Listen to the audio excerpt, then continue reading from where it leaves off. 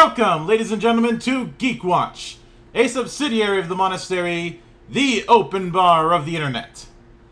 I am your one and only gaming monk, better known as Mildra, and with me I have 1, 2, 3 good brothers. Ha ha ha ha.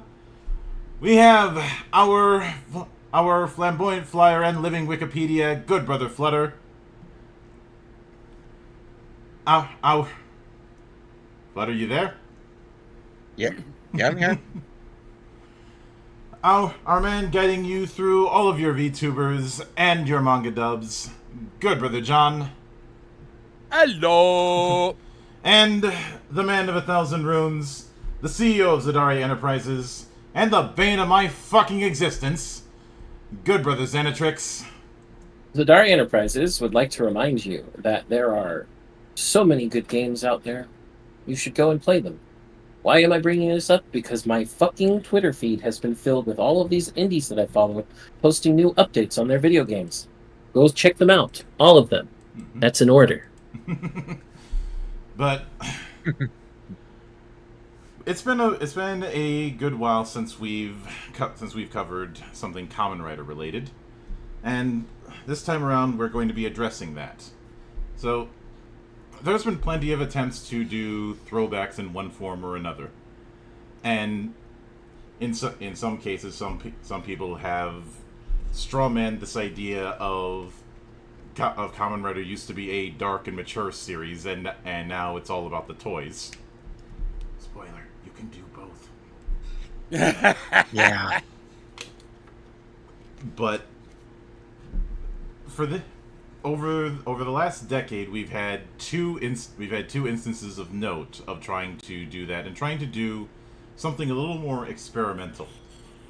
One could argue that the seeds for this were laid with the reboot movies that were done in the early days of the Heisei era. Kamen Rider the First and Kamen Rider the Next. Which I can't confirm this, but I've had my suspicions that part of the reason the first was made is because somebody looked at Batman Begins. I can see that, having seen the first. Yeah. And the first was great. The next was 3 movies at once. Yeah, a bit of a jumbled mess on that one. Even with the J-horror crap cut out, it's...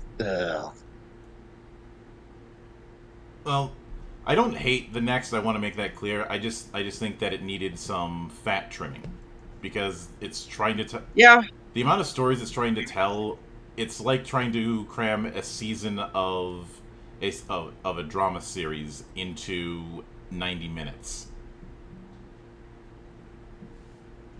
I mean, you had the whole thing with Shocker. You had the whole thing with Shocker coming back in V3 and his eventual turn.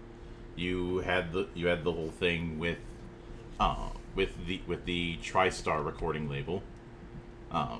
Bit of a name to pick there. Platinum Smile.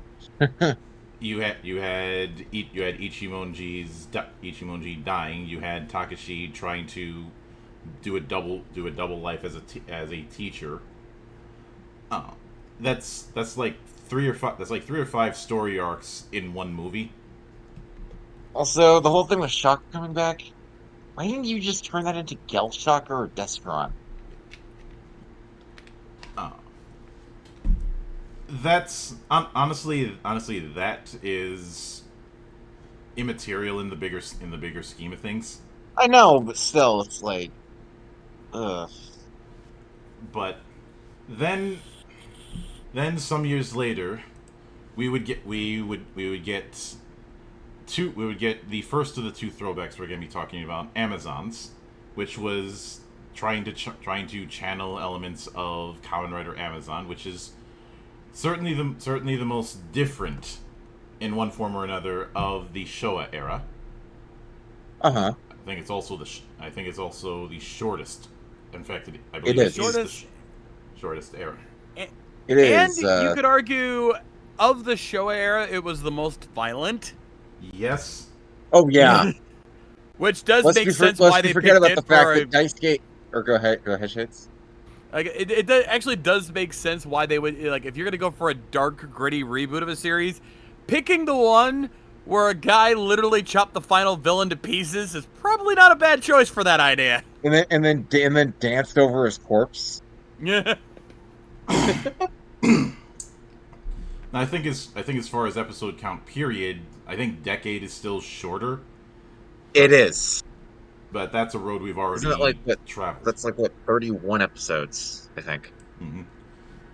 And when, and of course, then sometime later we would get Black Sun, which I believe was done as an anniversary thing for Kamen It Rider was. Black. It was one of the 3 projects that they made to celebrate the 50th anniversary alongside Shin and Futo PI.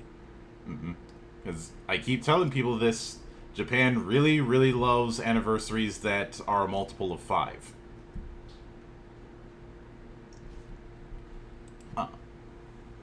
As far as why that's the case, I couldn't tell you. It's just something that keeps cropping up. Yeah. Now that being said, for this one, I titled it "A Tale of Two Throwbacks" because I wanted to contrast both Amazon's rise and fall and the presence of Black Sun in terms of this idea of doing some sort of throwback slash. I'm not even entirely sure if I'd call either of these reboots in a sense. No, they're more reimaginings than anything else. Reimagining, yeah. More so with Black Sun, because it is Oh, kind yeah. of a retelling of their story, whereas Amazon's was just kind of a new story set with a lot of the same elements of the original Amazon, but not exactly really directly connected. Mm-hmm. And there's with both of them, they were put on Amazon Prime, and there is one thing I want to address first and foremost, because it's something that I was hearing quite a bit, and that All right. there were during the release of both, there was a significant amount of pearl clutching regarding the violent tone. And I always found this kind of ridiculous because if you look at Shotaro Ishinomori's work, there has always been a tinge of a horror element to it. A tinge. I was going to say, like Some more than others. Hell, what? Doesn't one panel of the original manga have like a case of? Fuck, I'm trying to remember what it was. Well, Well, let's also consider his contemporaries.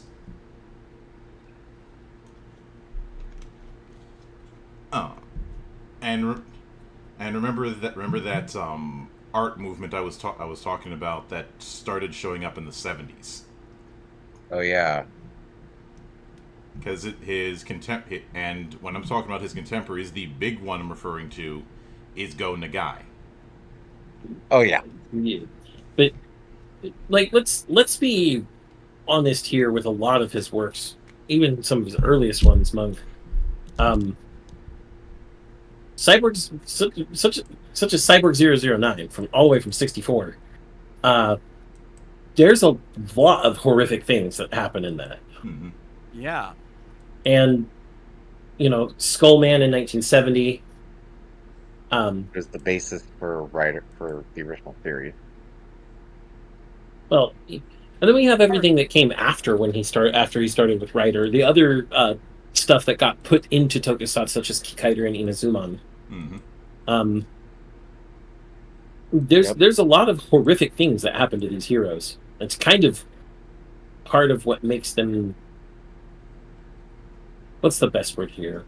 More approachable as heroes, I guess. Yeah. Yeah. It's kind of akin to what Marvel tried to do, but just in a slightly more extreme way. And the idea is that they had flaws. They had dark sides to them. They weren't just pure out and out good guys. You know, you look back at the very original Skullman, not the retelling that Kamen Rider was based on, but the actual original Skullman.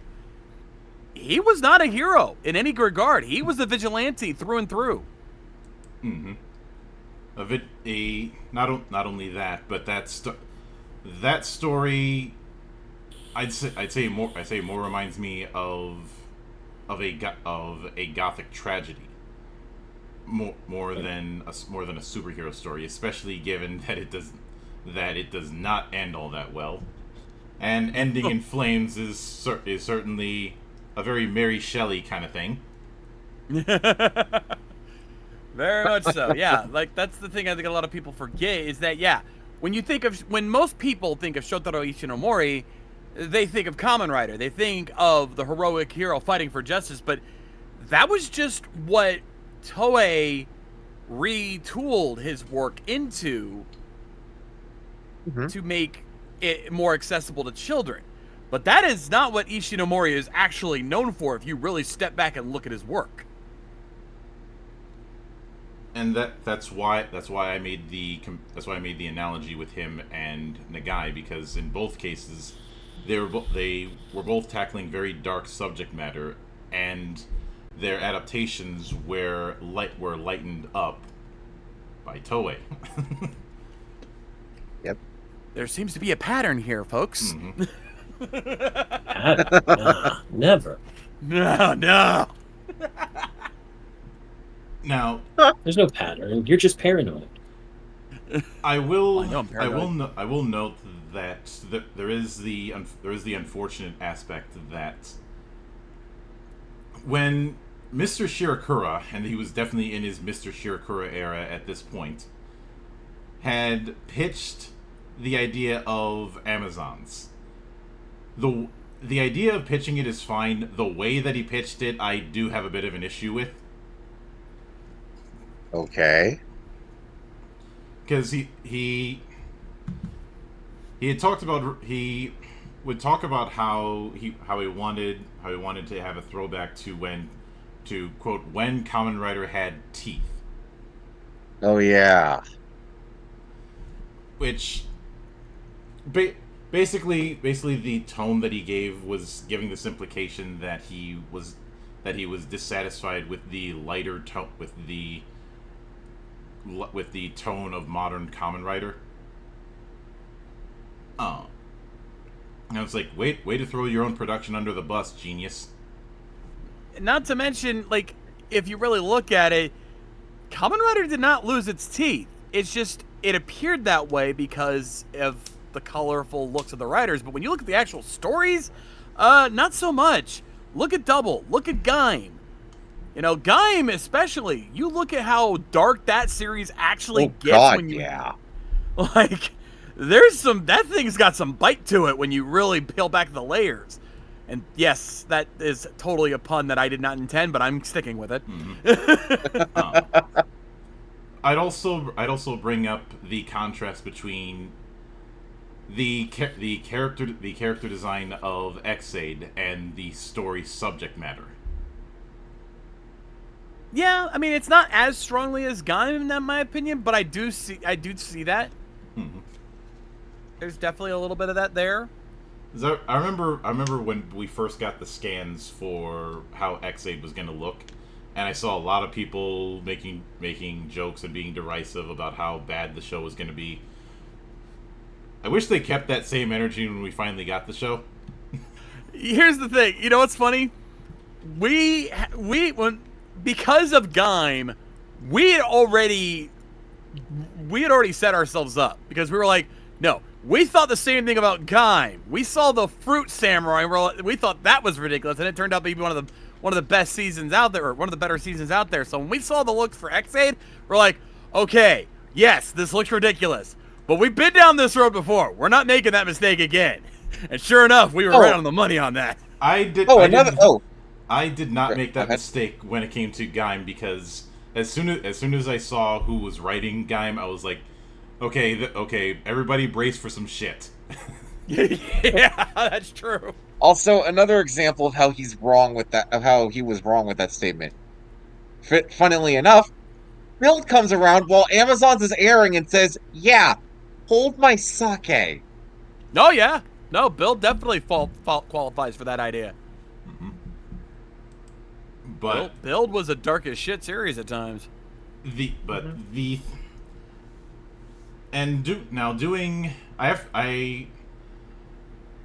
I have to wonder if there's any truth to the idea that that originally the idea of doing Amazons on Amazon Prime was some sort of in joke at first. You know, I was thinking the same thing. I mean, you can't deny it's too perfect a fit. Yeah. I mean, it wouldn't be the first time that some sort of April Fool's joke ended up becoming its own series or micro series. Look at Brain, for instance. Oh yeah. Oh my god.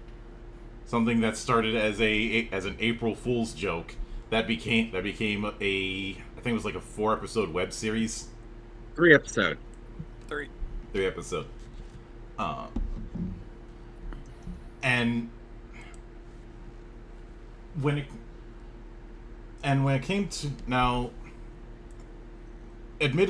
I could also see it being an experiment to see if putting something on a streaming service could actually work. Because something to note is that that whole streaming boom that we ended up getting drowned in through the late 2010s and and a bit into the 2020s. It's starting to dial back now, but that didn't have as much of a foothold in Japan. No. And I could see the argument being made of doing something like that on Amazon Prime to try and test the waters a bit to see if they could bring a section of the Japanese audience onto streaming services. I mean, just for a bit of contrast, the New Japan World has much bigger footprint when it comes to the English speaking audience than the Japanese audience. It really does. Streaming has had its spots here and there, but it hasn't really settled in over there. At least according to the reports that I've gotten. Yeah, I would chalk it up to Japan being a lot more traditionalist in its nature. Their culture is very traditionalist, and it's very hard for them to adjust to new ideas. And I think it's expanded a little bit in the last few years. I mean, in the last few decades. Yeah.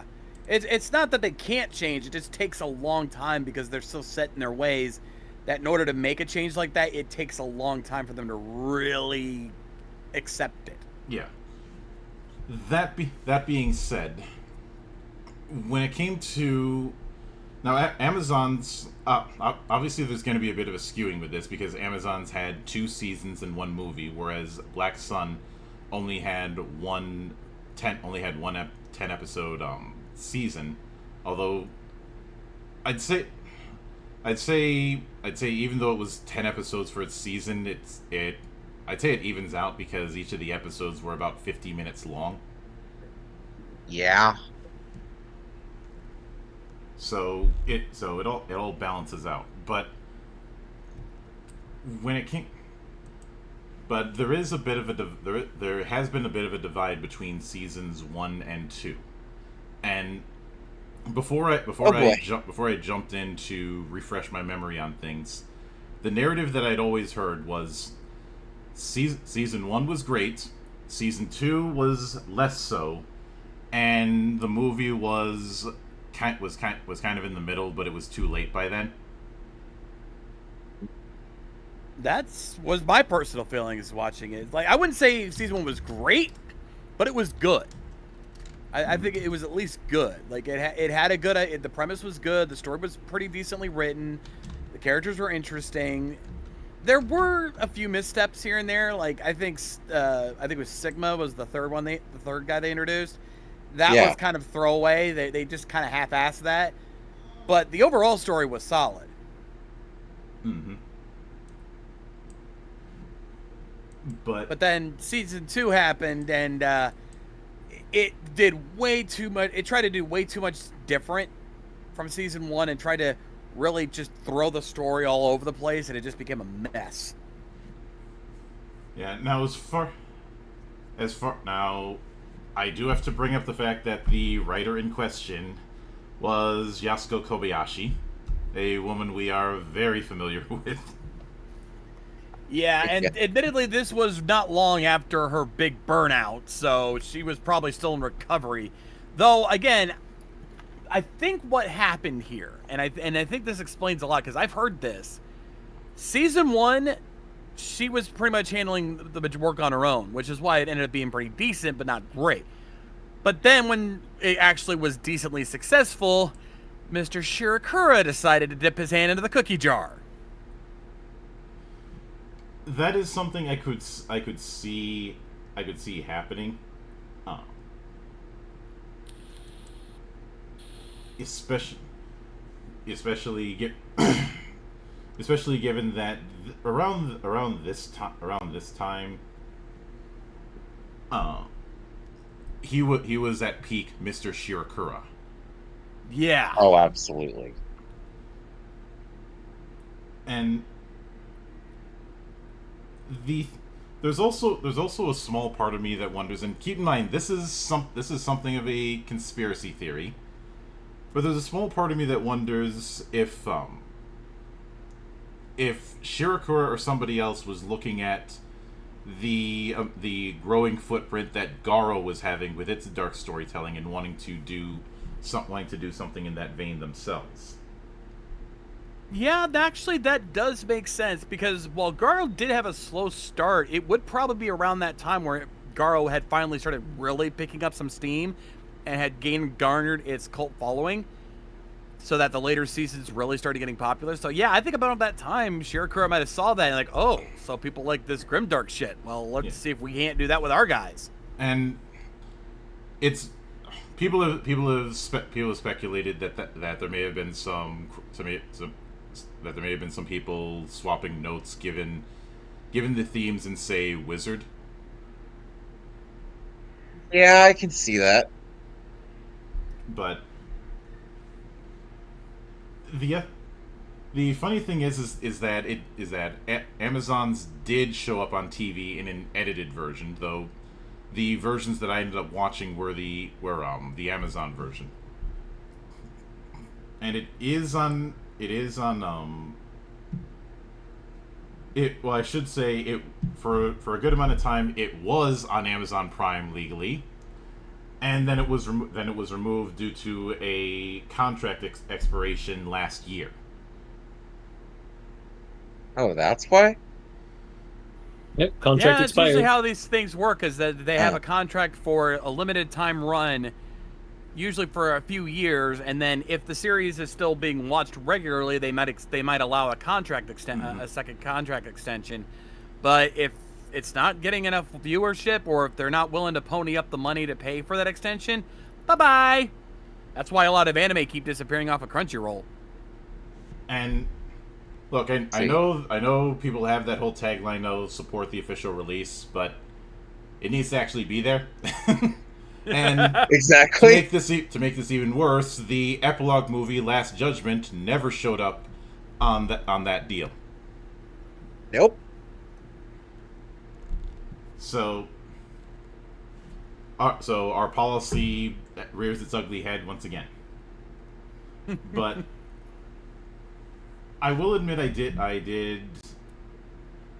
get a kick out of the fact that even with Amazons, we had a naming motif when it came to the episode titles, which that's something that's been dialed back in more recent years with Kamen Rider, but it was certainly present all the way since Double. Uh-huh. You know, this idea not not doing the counting gag as some people have called it, but some sort of recurring motif with the names. In the case of Amazon's, it was each episode name using its first letter is using a letter of the alphabet in order.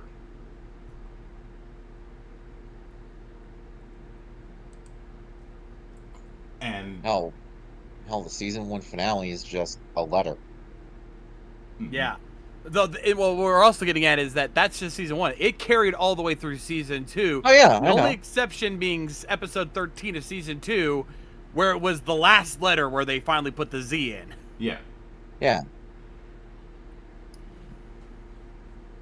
And the sorry about that. The other thing is I do remember some people not liking the use of color when it came to how the thing was shot. I honestly didn't mind it, because it was an attempt to show that this was doing something different. Because we've seen a lot of shows that claim that they're doing something different, but they shoot things exactly the same. In this case, we have everything being shot differently. When it came to the whole thing with the violence of the matter, I look at it in Amazon's case as reinforcing this theme of essentially kill to survive. Yeah.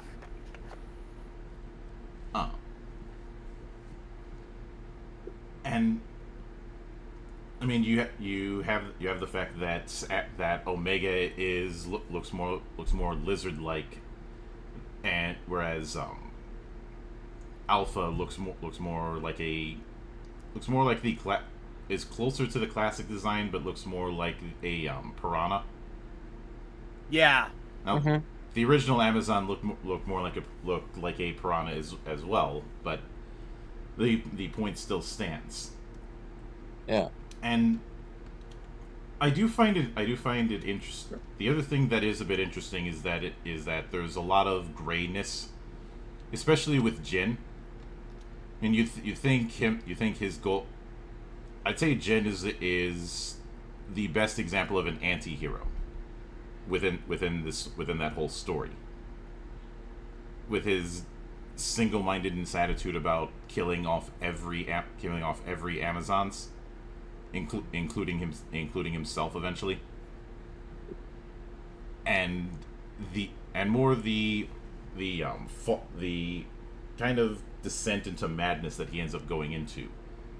And that's reflected in the suit design, which is just full of all these scars all over the place.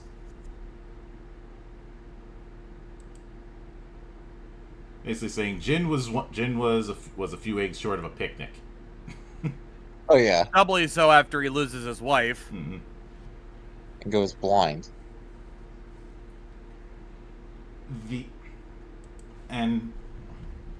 Now, I know there's some issues regarding Sigma.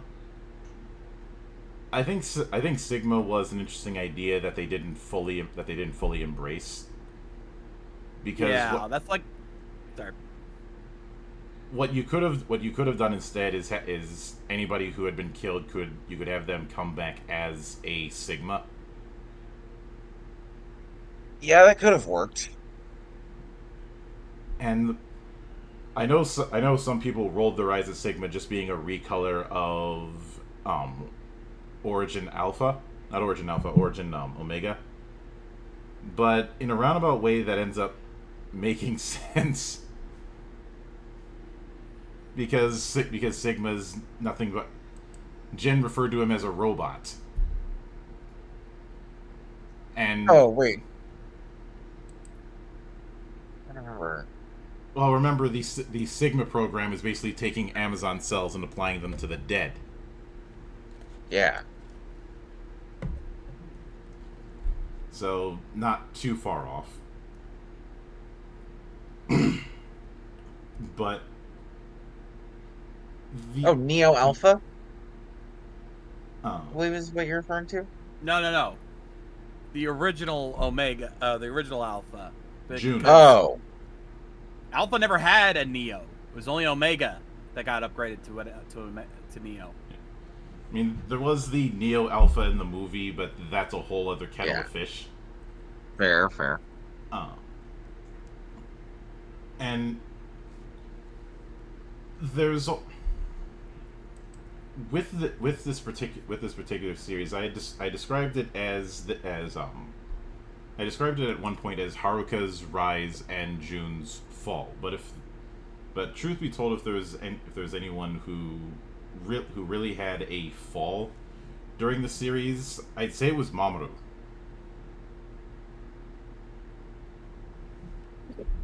But the big thing was that it was very clear that when they were writing it in the way that a lot of streaming shows end up being written, where they add that cliffhanger to try and keep people subscribed, the what happens next effect.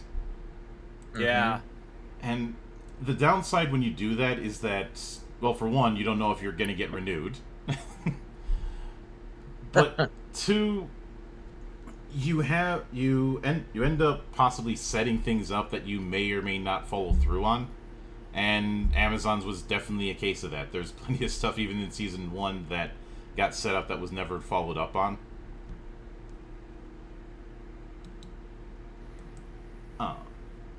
Like that whole implication about whether or not Haruka is Reika's son.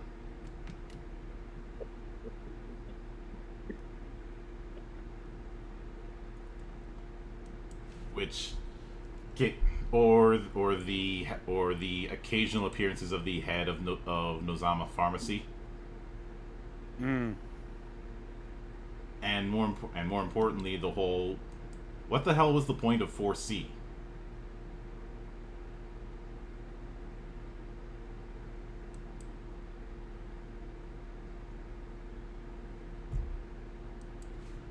But I will note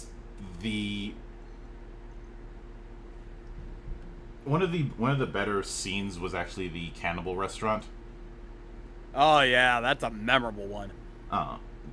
If only because it's doing that slow build of tension, what Hitchcock would call the bomb under the table.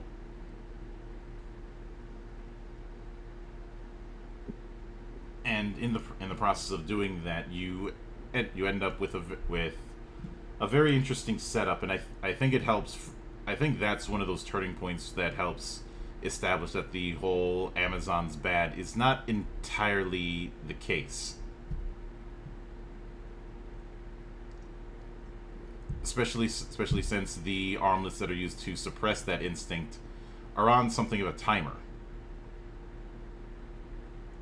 Yeah, I mean, even with those things, eventually they're not. That you can only do so much until eventually they just can't help go out of control. Mm-hmm. Which does add it's a case of adding potential dramas. Knowing that you're on some degree of borrowed time. And in the case of Haruka, there was a certain appropriateness of the fact that during his early transformations you saw that whole thing of the monster in the cage, because that's not far removed from how he was before he became Amazon. He was living in a gilded cage.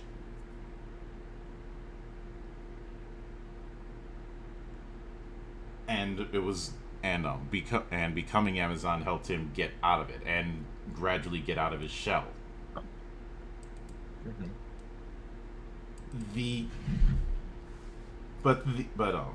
Then there was season 2, and Oh boy. you would honestly think that you could start winding things down after so many Amazons were taken out after Operation T-Lock. Which, as an aside, cute by calling it Operation T-Lock, the Aztec god of rain.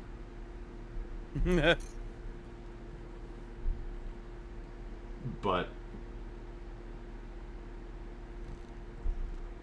then they decided to introduce a whole new extermination team after already having the Team Kurosaki established with Team X, and then established Chihiro and Iyu, and have so much of the focus on them after a 5-year jump. Which, okay, things can change, but for me, there was a part of me that was always going, what exactly was the point of introducing Chihiro?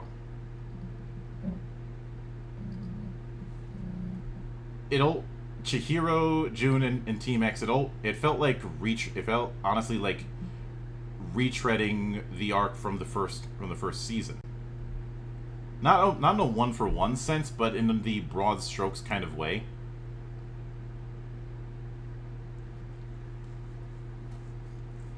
And yeah, there was the shocking moment when it came to Origin, and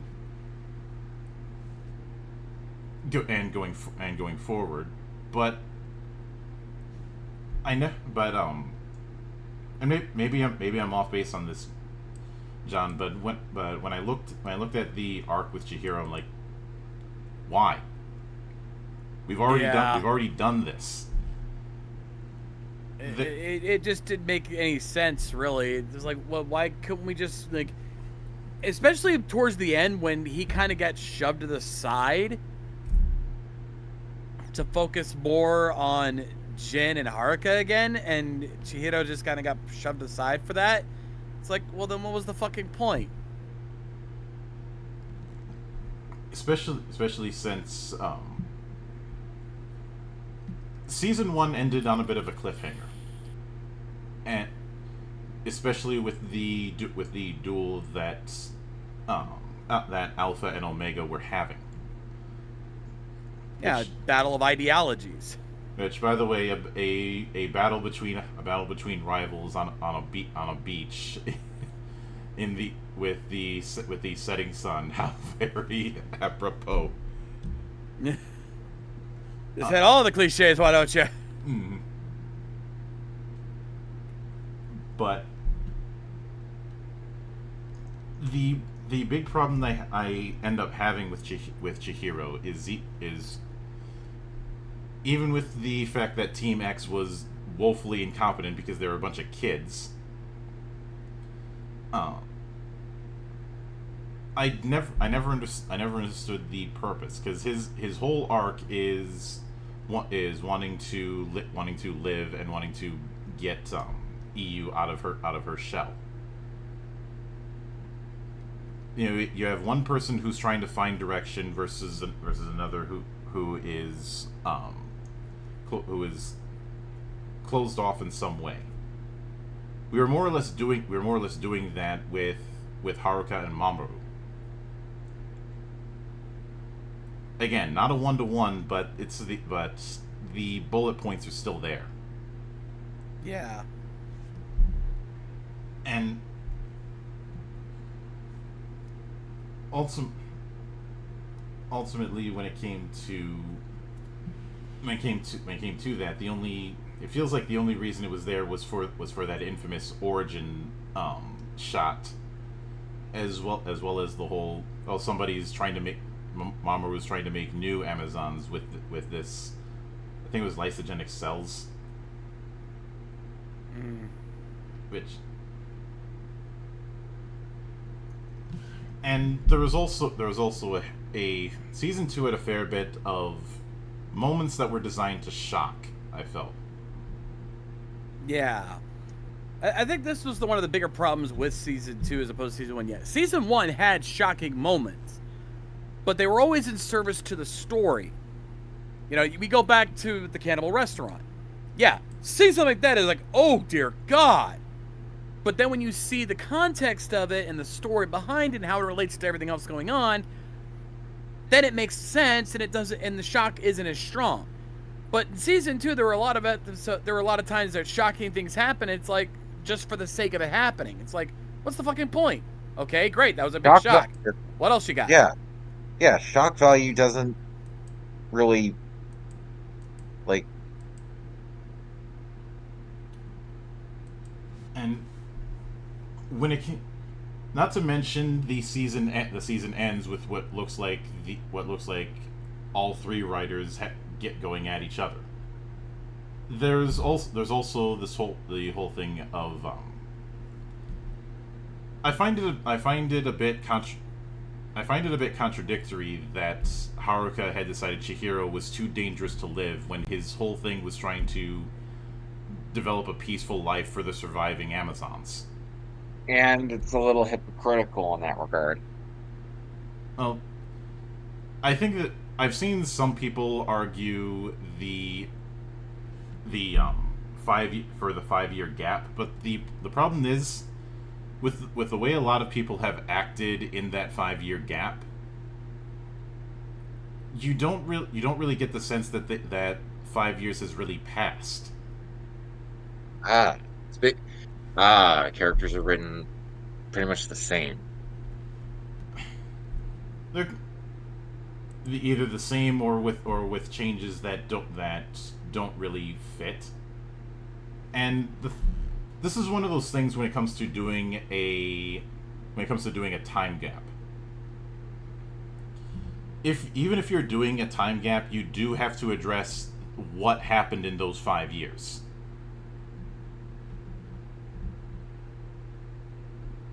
Even if you don't have to show exactly what happened, but you do have to address that things did happen in that amount of time.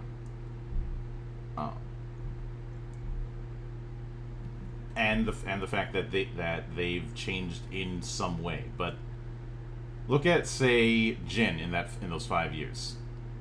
How much did he really change in that gap?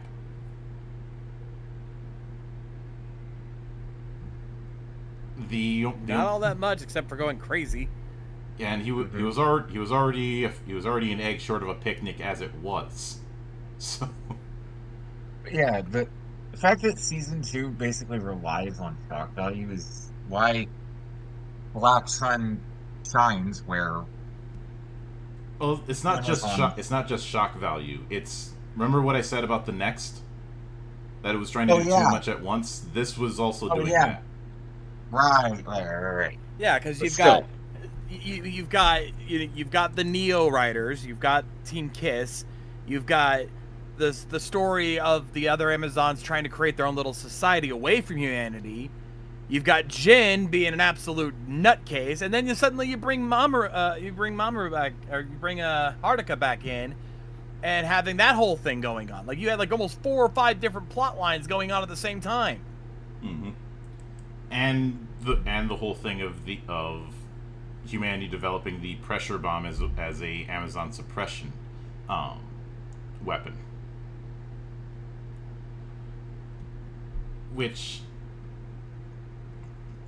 truth be told, if and I have no plans on doing a reconstruction of Amazons, because it's not bad enough to meet the qualification. But yeah, there's one thing there's one thing I would drop and one thing I would emphasize. The whole Chihiro and EU thing, I would have that cut.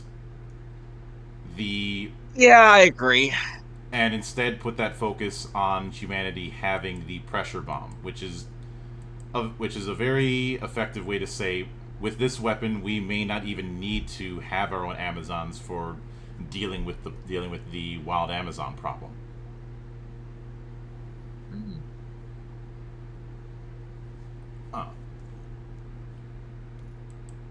Build around that kind of thing. That for the longest time humanity's has been on the back foot when it comes to the Amazon problem. And I know Dragon says it sounds like they needed 10 or more episodes to let it breathe. I look at this more of a case of not using the limited amount of episodes you have properly. Yeah, and like KR said, this is also an instance of too many cooks. Mhm. See, when you have to when you only have about 13 episodes, you have to make every single one of them count, and you cannot waste time. Mm-mm. Some of you may recall years ago I chastised the that Hyperforce experiment for spending too much time of its 20 episodes, and we all knew it was only going to be 20 episodes, wasting time.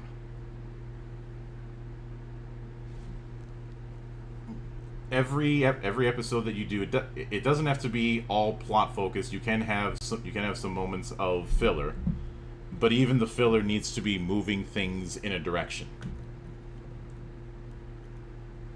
Right. And with that too many cooks in the kitchen, I think some of the cooks were writing as if they were writing a standard season that has 50 episodes When they weren't supposed to. Mm-hmm.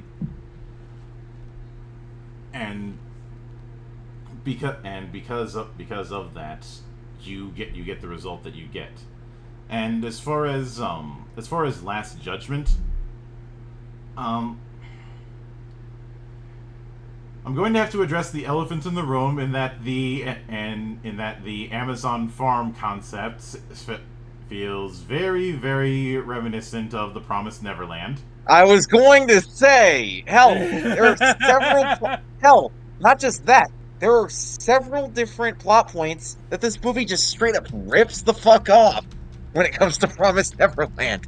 That was my biggest sticking point with that movie. It's basically Promised Neverland, but with a Kamen Rider skin over it. I'd like to point out that the original run for the Promised Neverland manga was in 2016, and Right. Last Judgment had its theatrical release in 2018. March of 2018, yeah. And because of that,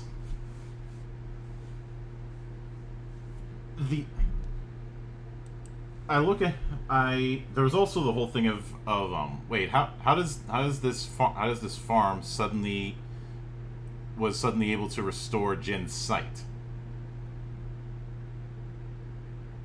Which if I'm being honest, I thought that Jin getting his sight back was a bad idea. Like, the whole reason he was blind is because, well, he was literally blinded by his own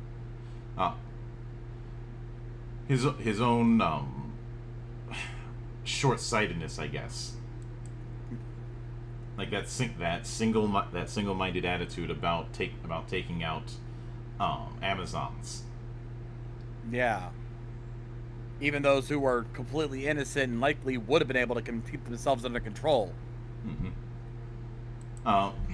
Silva says that the farm should have been used for producing bioweapons. We already did that. We've been down that road twice. Both with the original Amazon's experiments, and later on with the Sigma project. So, yeah, do you want to retread ground a third time? Yeah, no thanks. And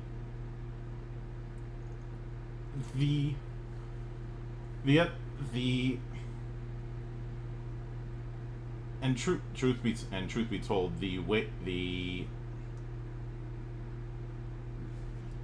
some of the stuff that was used for the movie's ending, I really think should have been used as the ending for the series. Like, it feels like the movie was them trying to wrap everything up in a satisfactory way, because they couldn't do it in the second season because of all the extra baggage. Especially considering that pointless ass sequel bait moment with Haruka riding off into the sunset. riding off into the sunset is a common trope with the franchise, especially Fair in the enough. Showa era. So Yeah, that was more of a Fair enough. callback So than anything. never mind.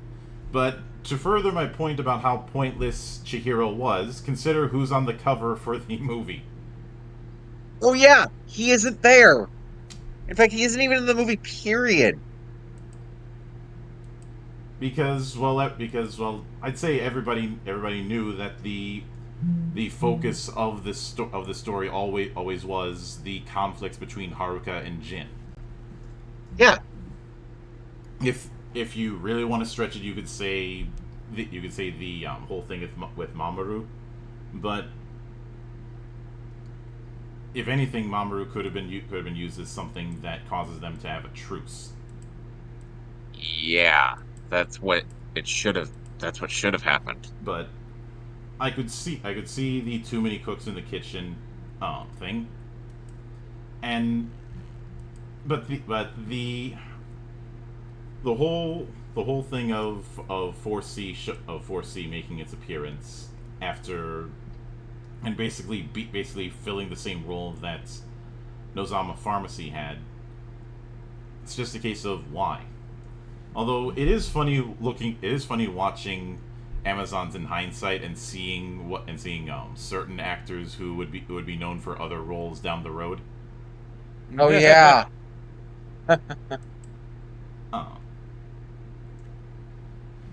Especially since one of the actors involved, I can't not see him with a doll on his shoulder. Oh yeah. The ham of Amazons. Good God, that man. Even in the movie, when they pull him getting shot in the leg, he acts his ass off. It also doesn't help that at least one actor already had done previous work for Toei Toku in the past, as Jin's actor, Masahi Taniguchi, was originally Go Blue. Mm-hmm. Uh-huh. Though supposedly he was told to not portray a hero. Whether or not he succeeded in that, I'll leave up to you.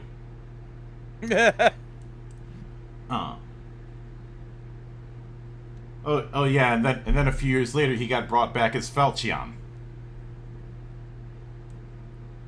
Oh yeah. But Yeah.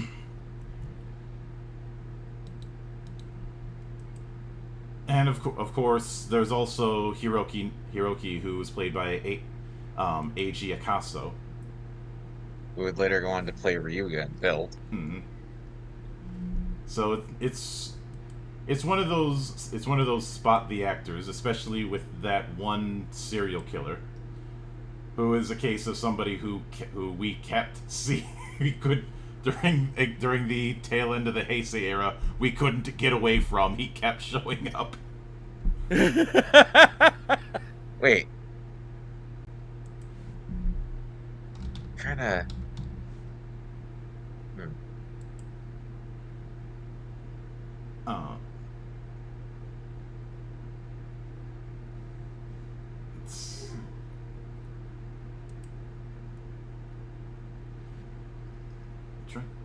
I can't remember the guy. I can't remember the guy's name, but you know him when you see him. I think one of the earliest appearances that he had was as Garulu in Kiva. Oh yeah, I know who you're talking about. I.e. Jiro. Kenji Matsuda. Yeah. Kenji Matsuda, yeah. You can't escape. You could not escape him.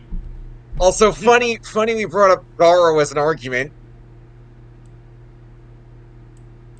Mm-hmm. Yeah, because Kenji Matsuda Like was 3 in years Garo after as well. Kiva, he goes around playing a blue wolf armored knight.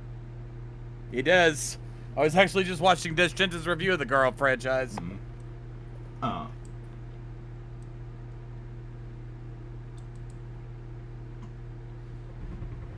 And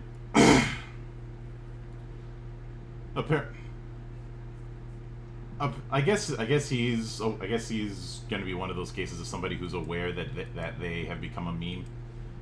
because it's not as bad as it used to be, but there was a period for about, I'd say, 6 years where he constantly showed up in different toku that I was watching at the time. I want to say his earliest appearance when it came to Kamen Rider was Kabuto. No, actually. No, not I actually just pulled up Kenji Matsuda's page. Hibiki. Yeah, it was Hibiki. He was Zanki. Mm-hmm. And then, like, I guess somebody at Toei liked him because they kept throwing him roles, even giving him a cameo in that Kamen Rider G, whatever the hell that was. Oh yeah. If there's anything that's prime riffing material, it was that thing. Oh, Well, absolutely. I mean, it was a joke. It was supposed to be a joke. It was a gag. It was a gag film. Mm-hmm. You know, it was well done, but it was a gag. I mean, the guy transformed through wine. Yeah, with a bottle of wine and a wine cork as his belt. Well, that being and the sad thing. Then again, maybe it was predicting the future because, well, how many soda jokes did we make about Build? Oh yeah. And Gaim to a certain extent. Given the Genesis driver, yeah.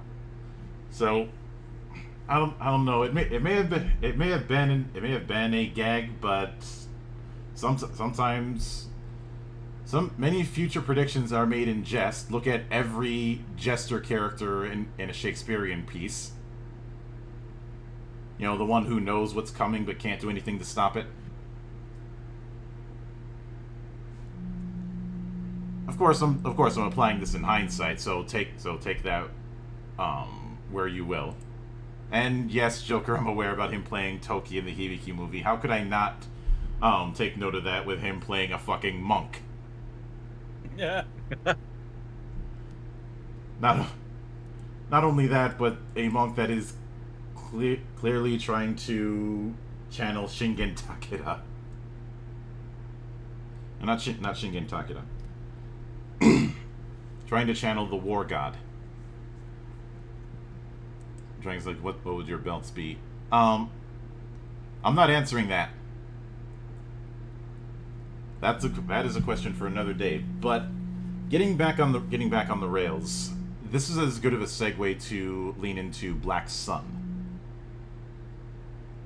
which was intended to be a 50th anniversary piece for Kamen Rider Black. And this is where I'm probably gonna have to stay quiet because I have not watched Black Sun, so I don't know jack shit. Now, all I know is the original Black, so all I can do is reference that. Yeah. Fair enough. Now, I do. You remember how we talked about the whole too many cooks in the kitchen? That very much was not the case here, because the focus was still on Black Sun and Shadow Moon. I think the big changes had to do with the context with a lot of things. Like, instead of Golgam being a cult, it was a political party. Yeah. But that funded what the prime minister was doing. Mm-hmm. The thing that I find impressive when it came to Black Sun was actually showing commitment for the scenes that were supposed to take place in the 1970s. Oh yeah. Like you see that these characters are actually, they look younger and they dress period accurately. And I'd actually argue that doing a period piece is deceptively expensive. You know, because you've got to get old cars, you've got to get old clothes, you've got to get sets that look like period appropriate sets. Mm-hmm. And I wouldn't be surprised if somebody's done a few field trips here and there to try and find where certain scenes were shot. Oh, and we lost Zan. Yeah, he's been quiet the whole time. But yeah, no, trust Well, me. he did say that a thunderstorm was happening. So Yeah. he was in, And to respond to what you just said, yes, that actually is a thing. It is well documented, especially when it comes to stuff like anime, where people will go to popular locales that certain animes spotlighted, just because like, oh yeah, this is where that this is where that one scene in that anime, and Toku has them too. You know, Toku has those iconic locales, some of which they can't visit, like the infamous Toei backlot corner. Mm-hmm. The infamous Omori Hill. Yeah. But yeah, there are certain locales that people will go visit just because, oh hey, I saw this in an anime or a drama that I really liked. Mm-hmm. yeah. And I just as a case in point, there's a certain poetry in the fact that the estate for the Sonozaki family was them repurposing an actual museum. How on point there. Mm-hmm. And even in the States, we've had that kind of thing. I mean, James has done a couple videos of him trying to find where certain shots in the Rocky movies were filmed. I think about a year ago he did that with Rocky 4, about figuring out where the training scenes were shot. He was able to get to the mountain in the areas in Montana where they were shooting, because obviously they weren't going to be shooting on location in Russia. No shit. But if you need a snow area to shoot at, that's going to be close enough, then Montana in the middle of winter is certainly going to fit. Yeah. You know, in that same vein, I think I've seen a few people do something like that with the Nolan Batman movies. Yeah. I mean, certain locales, and this is true for Japan as well, if it's like certain small time locales that aren't like big city areas, a lot of those towns will actually turn those locales into like tourist attractions. It's like, hey, yeah, come visit this place from your favorite anime. Mm-hmm. And I've even seen like people go out of their way to actually visit locations like the Bistro from Loop Hat, because that's an actual cafe you can visit. also, way back in the '90s, when a lot of people doing film just discovered that the Twin Cities are a thing, I cannot understate how many times I saw Mickey's Diner show up in films. Then again, it's gonna be one of those places that's gonna be hard to miss, because Mickey's Diner is a diner that's repurposing a trolley car. So, you know, it's gonna have a look that you're not gonna mistake for any other place. No. Clearly. So this is it's still that place is still active to this day. Oh, good. So watching some old movies is like a scavenger hunt for me on that regard. So I can certainly understand that. And just for a bit of context, even though none of you have been there, and I see that his power went out. I guarantee you guys have seen this image. I'm just gonna put that in Synchronicity chat for you guys. I'm pretty sure at least 2 movies are coming to mind for you, even if you've never been there.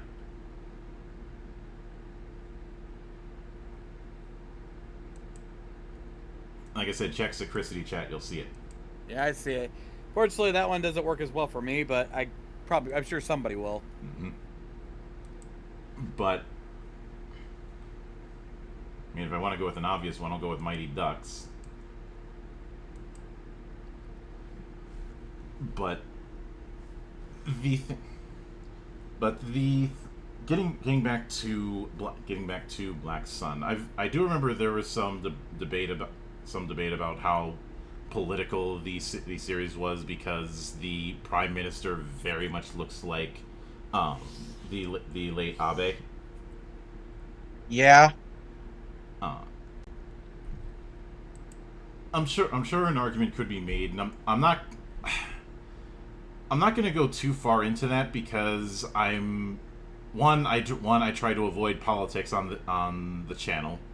Two, I'm a poor layman when it comes to the political scene in Japan. Mm-hmm. But I am aware that he was a controversial figure, so there is that. But there was something else that was in. But the whole story arc when it came to Black Sun was leaning into discrimination regarding the Kaijin and how humans treat them. Yeah. As well as the Kaijin's dependency on heat heaven. Oh yeah. Although it's not like it was a demanding dependency, but more like a catnip. If I was to compare Black Sun to anything, and I know this might be a stretch, but I'd say District 9 in some regards. Not in a one-to-one sense, obviously, but there's some similar DNA. But I do think that as far as being a throwback, Black Sun does a better job because of the commitment, as well as the fact that I can't remember which episode number it was, but at one point they essentially did a recreation of the opening to Kamen Rider Black, just using the actors for Black Sun. Yeah, I remember that. Mm-hmm. Which was a nice little tribute. Since I don't have any proof of this, but I've had a suspicion that Black is considered one of the best, if not the best, of the Showa era. Oh, absolutely. There is no question. The story. Oh, yeah. Like, as someone who's watched Black, the original Black, it was a very tightly packed story.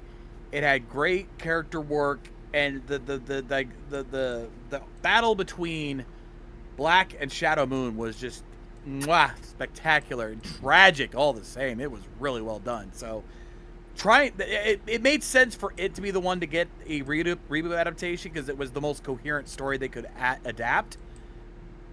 And yeah, it's the one that would have definitely been a great nostalgia bomb for longtime fans. Yeah. And obviously there's a lot of referential elements for those who've seen the original. But I do think that I do remember the only thing I found a bit odd was the way the belts were designed. Oh yeah. The motions, those like motion activated belts, yeah. I feel like it was following through on that belt demonstration that was at that trade show that we got footage from a few years ago. Yeah, that exhibition. Mm-hmm. Yeah, where they had like three different, like that one that you could scroll through different belt types through like it was like trying to put a Connect on a belt. Mm-hmm. And obviously those designs were never going to be used. They were the equivalent of a trade show car. Yeah. Concepts. That's all they were. Concepts. Yeah. Oh, clearly. But some aspects of those concepts, like having a built-in steam emitter and the like, were used in future seasons. Or the idea of having a touchscreen like setup. Well, we pretty much had that with Paradise Regained. Oh yeah. So it's always fascinating. I've mentioned this before, but it's always fascinating seeing the pipeline between concept to final designs. Even if some of the concepts probably should have stayed on the cutting room floor, and I hate to say it, but I got to take a shot at Double for this. Because the design with him in the trench coat, that was never gonna fly. Oh God! Yeah, no, I saw that concept art. No, I get the idea, but I'm glad that one got dropped because that would have looked ridiculous as fuck. Hmm. I mean, it would probably work in a very Showa influenced manga, but no. I think they made the right call, having the scarf instead as an homage to the OG Kamen Riders. But yeah, don't do the trench coat was needed to stay behind. Leave that on the rack. Mm-hmm. And I like coats, especially long ones, because as you are well aware, whenever we do the wrestling calls, and I want. Oh my coat. God. Oh, you folks do not understand how, like, if I had $1 for every time this motherfucker saw a coat in wrestling and went, I want that coat, I'd be a fucking millionaire right now. I'm not even kidding. Yeah. In my defense, it gets cold as hell in Minnesota, and I will never wear a down jacket ever again. That being said, I think they did repurpose that idea in a better way when they had Skull put the hat on, put the fedora back on after he transformed to add that cool little effect. I thought that was brilliantly done. Yeah, and little designs like that can work. Yeah, but I think the reason the trench coat didn't last is because it was going to be covering up so much of the body that what's the point of having a suit? Especially one with a two-tone design like that. Like, what's the point? What's the point of having those two different colors if you're not even going to see all of it? Mm-hmm. Exactly. Anyway, back on the rails. Yeah, back on it. I do remember there was one monologue that the Prime Minister gave in Black that a lot of people tried to jump on, and him because he had expressed disdain for LGBT in the sense that it didn't fit his world because they couldn't because those were relationships that wouldn't bear children. I think a lot of people who were jumping on that conveniently forgot. Not only is the Prime Minister in that thing a bit of a snake, but also a massive coward. Yeah. Yeah. In one of the flashbacks, he begs for his life. In other words, he's not somebody you're really going to have you're not going to want to fully support. So, if him having some bad policies, yeah, that just kind of goes. Plus, is this modern day Prime Minister or is this old, like, 70s Prime Minister? Modern. This is Michinosuke. Mm-hmm. Again, I've never seen the movie. I'm trying to make sure I get my information straight before I make a judgment call here. Fair enough. So yeah, in this case, yeah, it's okay. And this is another thing. While Japan has definitely lightened up on LGBT over the years, they still have their cultural mindset still very much holds a lot of that idea to it. So you can't. To us, it seems bad because we're a lot more open here. The cultural divide notwithstanding. But in Japan, it's still kind of taboo. And something that, like you said earlier, they're set in their ways. Something that a lot of people end up forgetting that I think they need to be reminded of is when you're examining a work from another culture, you do have to keep in mind the context of where that work came from. Even when you're examining a work from just from your own country, because it's not like every one country is a uniform culture. Oh, of course not. You can do the cannonball run and you'll come across a bunch of different cultures, but that's That's something that I think a lot of people who are looking at different media tend to forget. And this is not me trying to justify one side or the other. This is me just noting a fact of the matter. And the when it comes to when it came to this sort of affair, the home, I'd say one of the big things that is a massive shift is the concept of the Creation King.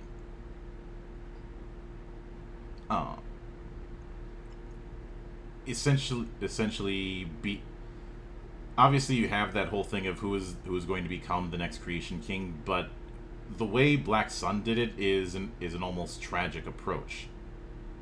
Like the big reason he's a big deal is because he produces heaven, but the current Creation King is dying out. Yeah. I think the only thing that I think was never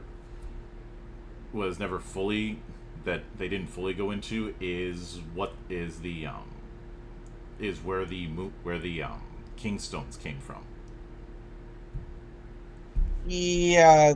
Well, they slightly explain that in a flashback in like one of the last episodes, like one of the like early episodes, but they don't go in depth with it. Mm-hmm. They just show Kotaro and Nobuhiko's dads exploring them, or Yeah. discovering them, and that's it. Yeah, Joker brings up credit for them making a big practical prop and not CG. With both Amazons, that was nice. With both Amazons and Black Sun, there was barely any CG work. It was There very was restrained. a bit more in Amazons, but it wasn't like they used it where it was necessary, like with the blood effects or transformation sequences, obviously certain attacks, but they kept it as practical as they could get away with. Mm-hmm. Yeah.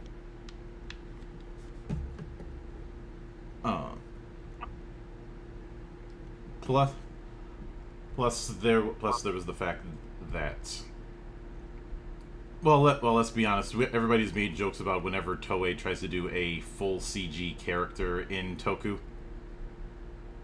Yeah, they've never had the best of luck with that. Let's be honest here. I mean, Castle Duran, anyone?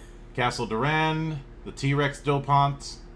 I love Double, but I can't defend that thing.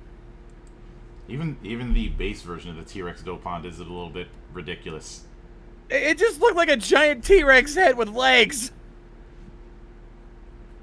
That's pretty much what it was. And some of the really, really bad CG abominations we saw with Geo. I don't hate Geo as much as others, and I have no plans on doing a reconstruction of it. But I will not defend some of the CG that was used, especially for the movies. Looking right at you, another Kuga. Oh. I'm trying. I debate whether it was Kuga or Double who got the biggest screw job when it comes to the Geo movies. Mm-hmm. I legitimately do, but it's not like Japan can't do good CG. I mean, Garo's been able to do it pretty decently for a long time, though. Even they kind of have their missteps every once in a while. Let's be honest. I think it's more in the. I think the bigger issue is having Toku Studios trying to do CG when that's like trying to catch the ball with the opposite hand. Yeah. Like you've got a lot of people in those studios who have a bigger background in prop work. Yeah. That's why a lot of the CG in Yamio Terasumono, bringing us back to Garo, didn't really work. Mm-hmm. But I see that why they went Dragon back- brings up brings up the whole Hollywood overusing CGI. I'm not interested. I'm not interested in the litany of mistakes Hollywood makes. Everybody knows that. There's no sport in talking about that. And it's What can we add that very hasn't already been said a million times by a dozen other people? Mm-hmm. But yeah, and it's very much irrelevant to the topic at hand. yeah, but between the two, while Black Sun does end somewhat open ended, I'd say it's a bit more definitive, and I'm very certain that there was never any plan to try and do a second season. Because first, I know I know Considering how season 1 ended, it wouldn't have made sense. One, wouldn't have made sense, and two, there's the issue of it not needing one. And hell, I'd argue, I know some people would say, we had a throwback to Black, why not a throwback to Black RX? Well, one, given what happens, you couldn't really do that, and two, I was never a big fan of Black RX as far as being a direct follow-up anyways. Do you really want, how do you do the Crisis Empire in our modern reboot? Do you really want to test that water? Also, that's kind of against the point of Black Sun, because it's been said in interviews that the point of Black Sun being as dark as it was, or being even pitched, was because of how terribly received both Black RX and Masked Rider were. If both Black RX and Masked Rider were living rent free in Toei's head decades later, that says quite a bit. At least I think it was Black RX or Masked Rider. It might have been just Masked Rider. Well, I know Masked Rider had to be, because that pissed, because even Ishinomori himself was pissed about that piece of garbage. Mm-hmm. Hell, what I appreciate about Black Sun is what they did with how, what they took inspiration from when it comes to the whole discrimination, like Unit 731, Zenkyoto. But admittedly, there is one problem that Black Sun had that is a common problem with a lot of streaming shows, and I'd say a common problem that happened when comic books started to jump onto trade paperbacks. Decompression. Since you've seen, John, since you've seen what Chuck had to say about the history of the comic book industry, I think you're familiar with this concept. Yeah, the idea of why write for an individual book when it's better to just put it all, just quickly rush through everything to get to binge it in a trade paperback, or in this case, just binge it all in one go.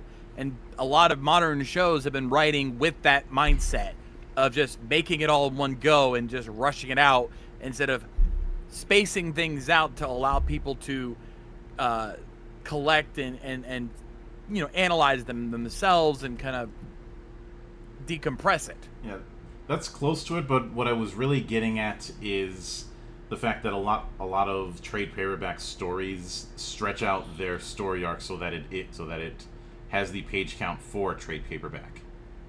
Oh, there's that also too, yeah. Correction. Apparently, in an interview with Variety, Shirker had joked that Black Sun adapting Black was Toei's payback to Masked Rider. For once, I agree with Mr. Shirakura on this one. Mm-hmm. And mind you, this was when he was out of that phase. Yeah. This is Shinichiro Shirakura we're talking with here, not Mr. Shirakura. So you know what? Shinichiro-san, thank you, sir. Yeah. And I know some people will say that seems a bit petty to try and get payback after after over 20 years. But let's not forget what Toho did as payback to to with Zilla. Zilla in Final Wars. Yes. Not just that, but the fact that they had taken like 3 different pot shots over several movies. Oh yeah, in Millennium and GMK. Mm-hmm. Yeah. Now here's the thing. And I believe versus Anguirus too. Mm-hmm. I could be wrong. And here's why they do, and here's another reason why they do this. And this is coming from somebody who's really begun to understand more of doing all the manga dubs and everything. Reputation means a shit ton in Japan. Yes. Oh, absolutely. One's image is king in Japan. So having their reputation in America sullied the way that we have done so really pisses them off. And yeah, they will hold a grudge like that because their image has been dirtied so badly. Power Rangers didn't damage the reputation of Super Sentai because Super Sentai was always lighthearted and kind of more kid-friendly compared to Kamen Rider. So it was okay if they did something like that. Sure, But it has with its Kamen- dark moments here and there, but it's not like dark for an entire like 15 episodes like Rider is sometimes. Exactly. And even then, Power Rangers did do darker stories. I mean, look at the Green Ranger saga to start things off. And look what they've done since. Oh, the Let me- Cobra tattoo in Lightspeed Rescue. Yeah, exactly. Now, that being said, Kamen Rider is a darker, more mature series. Maybe not by much, but enough. And to treat it with even worse kid gloves than they did with Power Rangers, yeah, Ishida Moria has every right to be pissed the fuck off, especially when they try to use monsters from other movies like Doras the way they did. Oh yeah, from Zetto and the fucking fog monsters from J.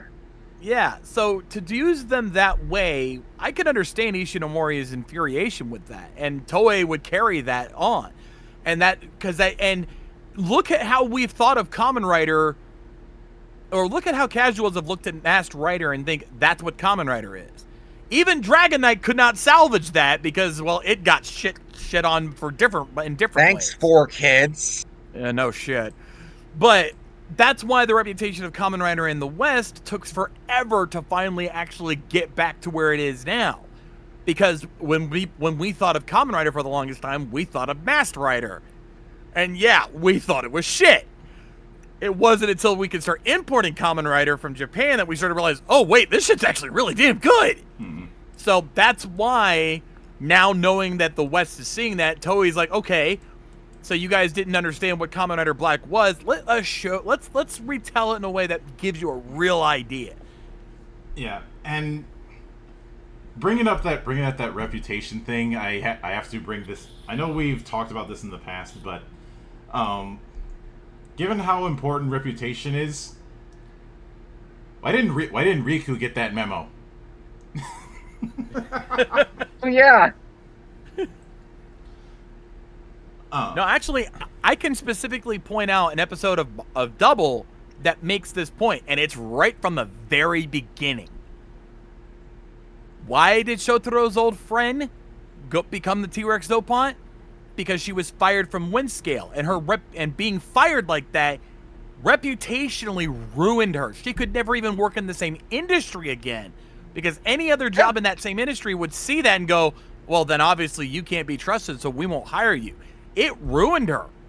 So yeah, that's Which is how something serious that actually does happen in Japan. If a company, if you try looking for a job in a specific industry and you have a black mark on your record, you will effectively be blackballed. So yeah, that's how serious they take this shit. I could also bring up the current things that have been going on with Assassin's Creed Shadows, but I've tackled that elsewhere. Let's jump into that rabbit hole again, please. No. Especially since I don't like tackling developing stories because there's been plenty of cases where that's happened and new info comes that's out of date. And last thing I want to do is be one of those type of people who jumps onto these kind of things without thinking. Yeah. Also I'm William, about your question. I was actually Yeah, about to answer with- this. Yeah, Black RX is not that bad, not that worse in comparison. Like, lest we forget the fact that at one point one of the plots of the villain faction was to kill Totoro with a frozen banana. It was bad. But here's the thing. Here's the other reason why they thought that they tried to do Masked Rider the way they did. And this is not defending them. This is not a justification, just an explanation. No. They were thinking if it worked for Power Rangers, it will work for Kamen Rider. They Lightning were thinking striking twice. Yeah, they were trying to recreate that same formula of having a silly, kid-friendly formula. It's just Kamen Rider doesn't work that way, and they didn't realize that. Saban thought, "Oh, hey, I did this with Power Rangers and Sentai. Maybe I could do the same with Kamen Rider for Masked Rider." It was a dumb decision. It was a very dumb decision, but you could see the logic behind that when you really sit and think about it. Yeah, because this was around that time where they were trying to do that same treatment with other tokusatsu. Because let's not forget there was what they did with Metal Heroes. Oh yeah, twice. VR Troopers. VR Troopers not so much. I'd say Beetleborgs was the better example of this. Oh, yeah. That one actually Oh, yeah. worked. Yeah.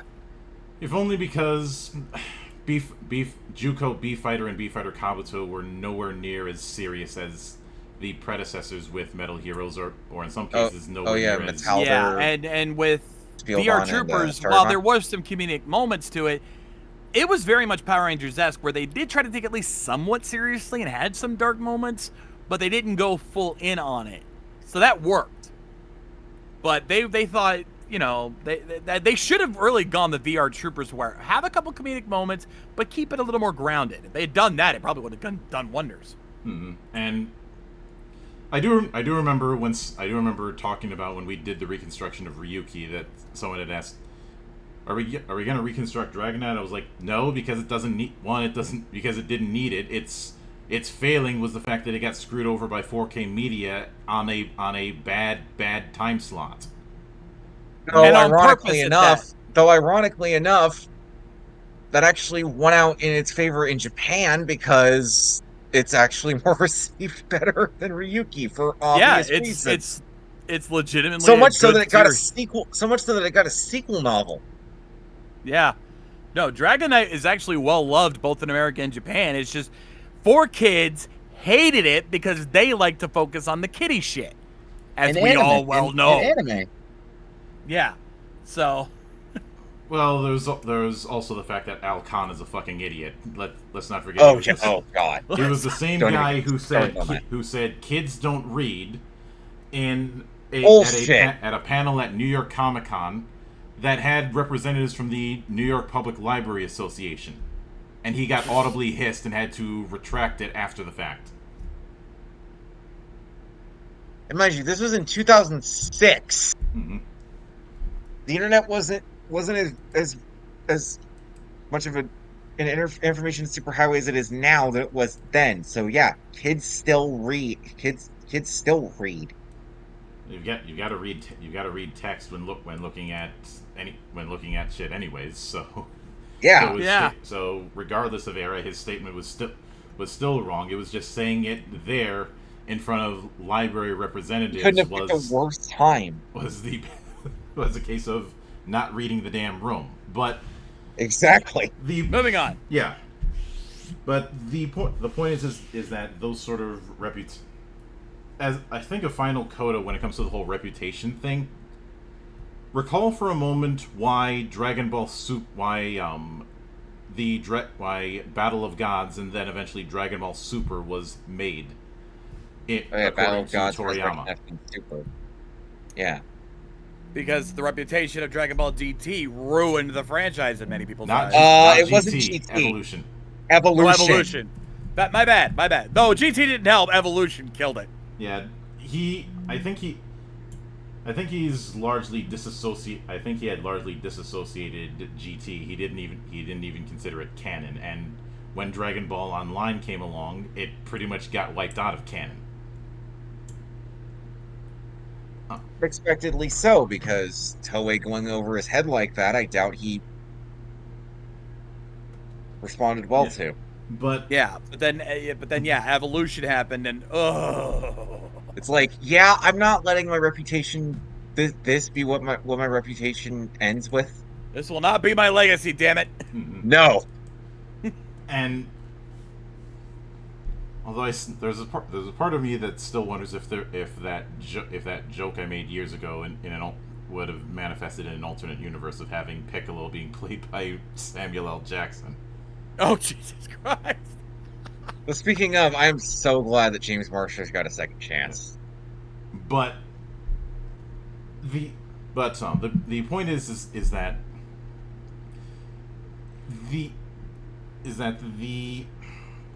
there was most definitely the reputational effect, and I can't really fault Shirakura for being any level of petty regarding Masked Rider, because it's Neither me. can I. It's me.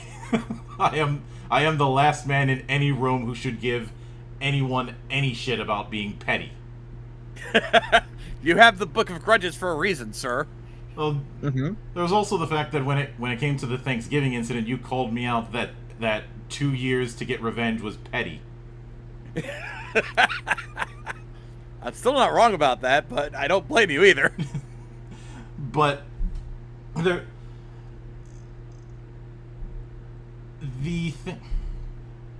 and so I was saying, should we be thankful for Evolution crudiness for getting more Dragon Ball then?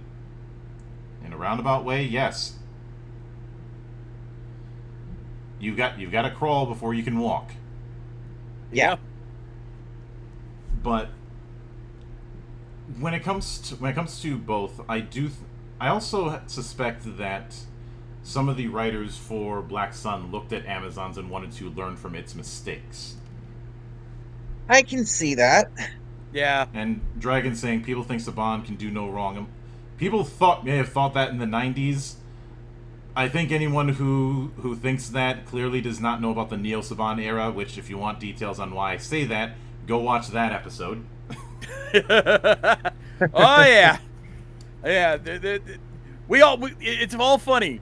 We all thought, oh, Saban's buying back Power Rangers. Power Rangers will be saved. Then it actually aired, and we're like, oh fuck, it's worse. Oh. Doesn't help that he rehired a Sentai purist. Ugh.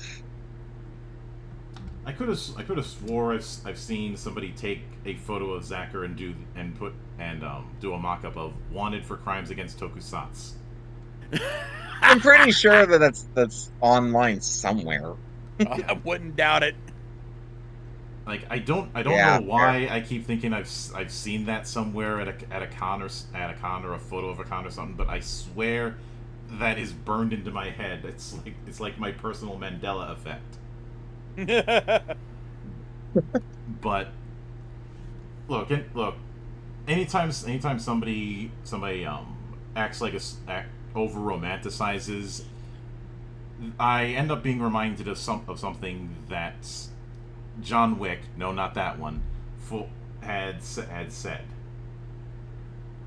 We cast our nostalgia in a romantic light, and all husbands know that shadows do a really great job of hiding love handles.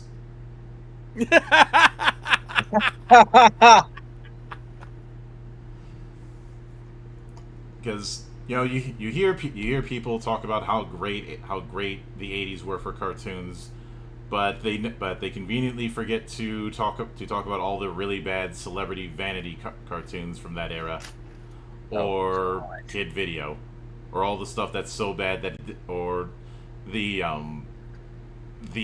Gilligan's Island being in space.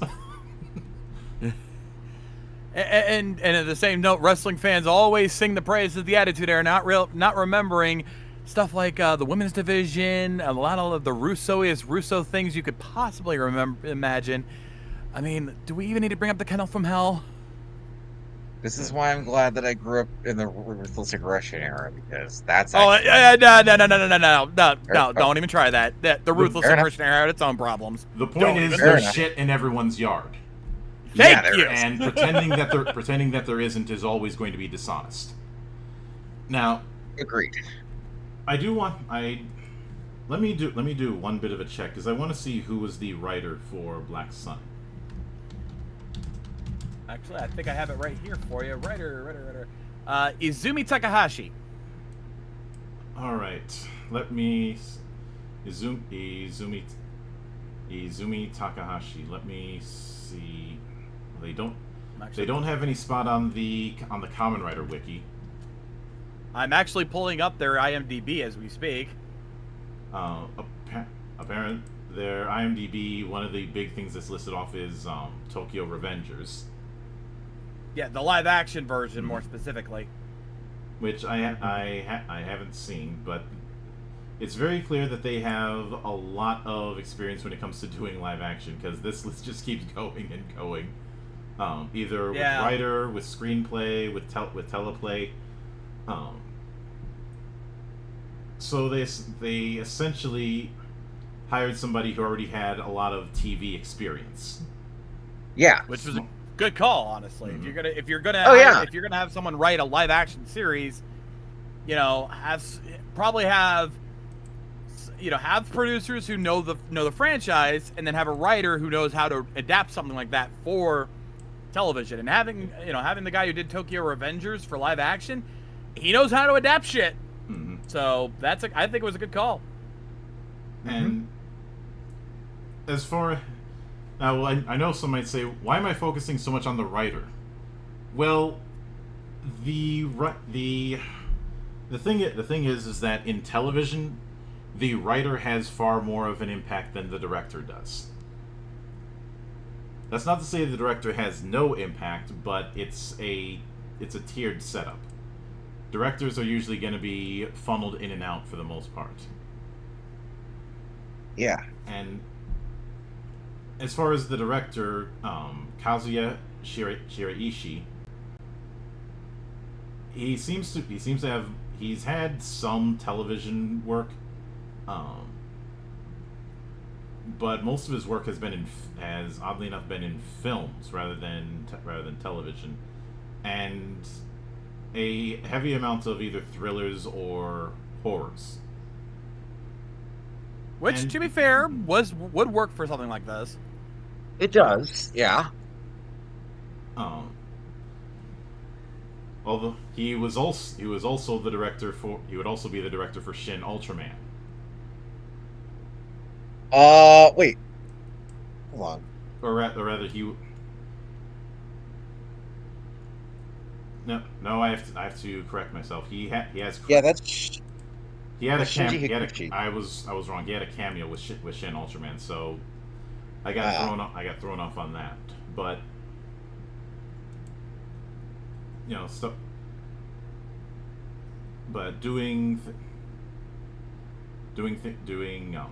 he's done plenty of stuff in oddly enough crime dramas. And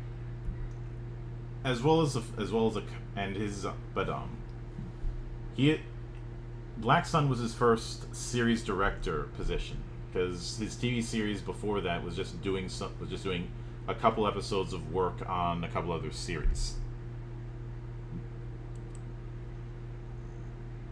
But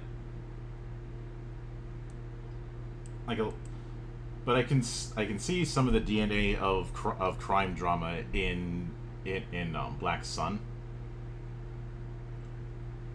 and apparently he's parlayed that, and he's working on directing another series called The Queen of Villains. Don't know how that's going to turn out, but it'll probably be all right. I know what that is.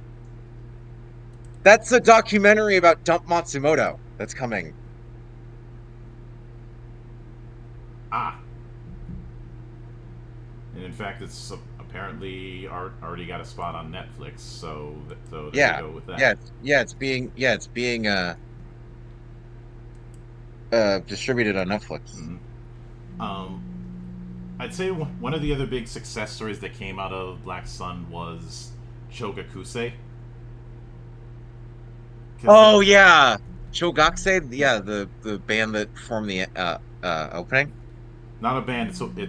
That's a stage name for one guy. Who? Oh, it is. For the longest time, he was doing his own tracks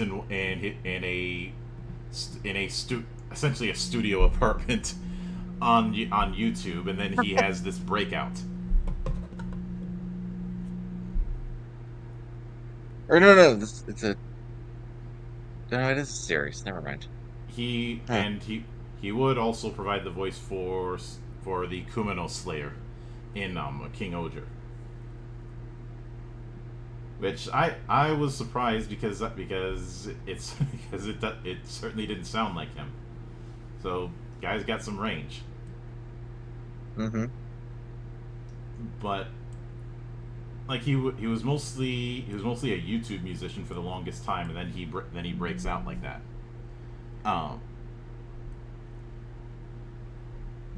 Then the big reason why I say that certain lessons were learned is Black Sun is not as sprawling. No. Something that I know I'm gonna have my biases given our love for Riku Sanjo, but there's something to be noted about focusing on a smaller cast of characters instead of having a bunch of characters who are just there to be there.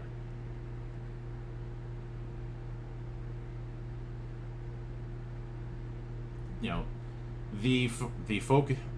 If someone asked what the focus is for Amazons, they would say the conflict between Haruka and Jin. All the other stuff is supposed to be adding to that. But they are the focus. You have that focus in Black Sun, but I would say there's far more emphasis on that focus instead of adding a bunch of characters who don't have as much impact, or their story is separated from those two. Yeah, unless you're specifically writing an ensemble cast, like, you know, if you're doing a space opera and you're doing the crew of a ship, then maybe you can get away with shit like that. But more often than not, it's better to focus on just the main, like a small subset of characters and focus strictly on them than a whole group. Mm-hmm. Especially since it's going to be easier for people to present what the story is about to other people. You know, good old word of mouth.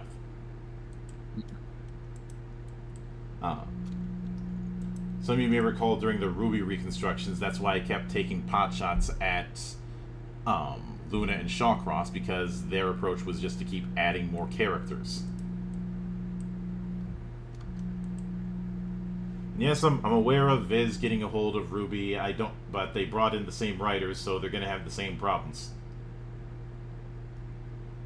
More things change, the more they stay the same, people. Mm-hmm. And no matter if they end up doing an ending, I guarantee whatever they come up with is not going to be as good as what we did. But getting the other thing to note, I do have a feeling this may have been a stumbling point for some. When it came to the action quotient for Black Sun, there isn't as much as I think some people would have expected. No, it's only there when it really needs to be. Which I'm like near the end of some episodes. I'm perfectly fine with, because when you've only got 10 episodes to work with, you can't really do Monster of the Week stuff. Hell, you don't even see Kotaro transform until episode 5, Mm-hmm. which I appreciate. They actually build up to that. And for a good amount of time, the transformation is more in that unrefined kaijin form. Bottom Man. Mm-hmm. Rather than the proper black.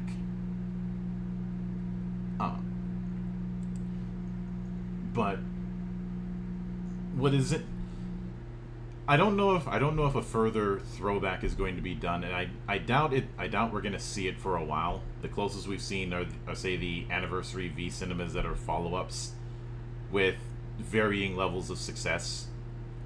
Looking at O's 10th. O's 10th was a very Kobayashi thing to do. Screw over your own heroes. Thankful, which is why it's a good thing that when Inoue tried to do that again with Paradise Regained, Kento Honda and Yuri Haga went like, "Oh yeah, let's not." Saw the script and were like, "Oh yeah, let's not do this and actually give these characters a happy ending." Mm-hmm. And then, because we're going to be we're getting to the point where we're going to be seeing more and more anniversary stuff for the Heisei era. Yeah. And we're already starting to see signs of it. Hell, freaking Kaku Ranger's getting an anniversary movie. Mm-hmm. It's special. Yeah. Or special. You get my point. Yeah.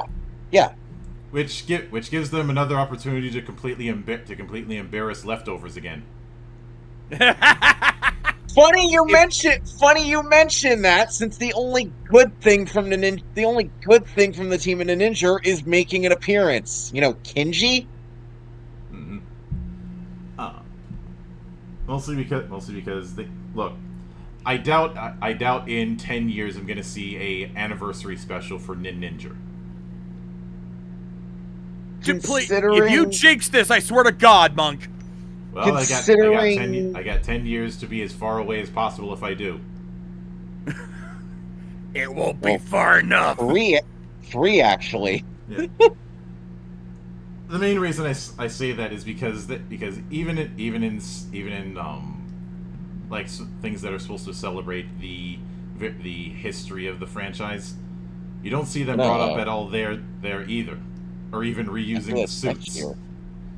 Actually, that's next year. My mistake. So I have a feeling that that's going to get memory hold as hard as possible. Yeah. I do think when it comes to Kamen Rider that might get an anniversary V Cinema.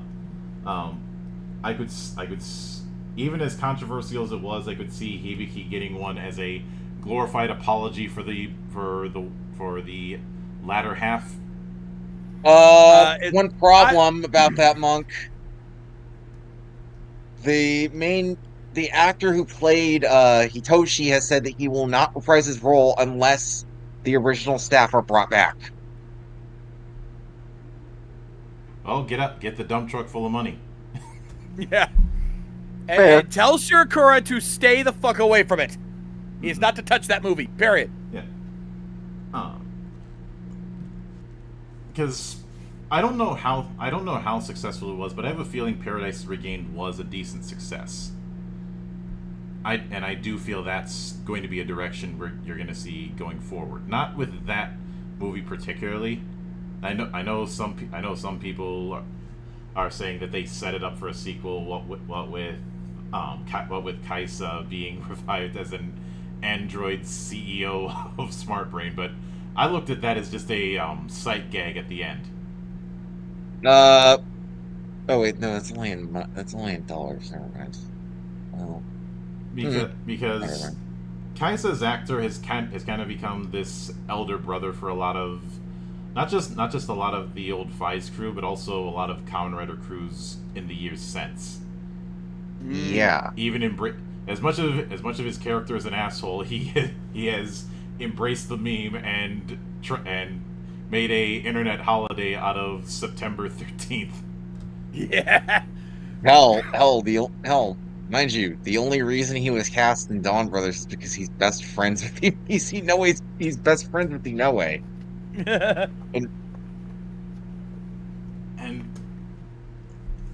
Because remember, September 13th is Kaisa Day. Kaisa Day, yeah. Goro Wase and all. But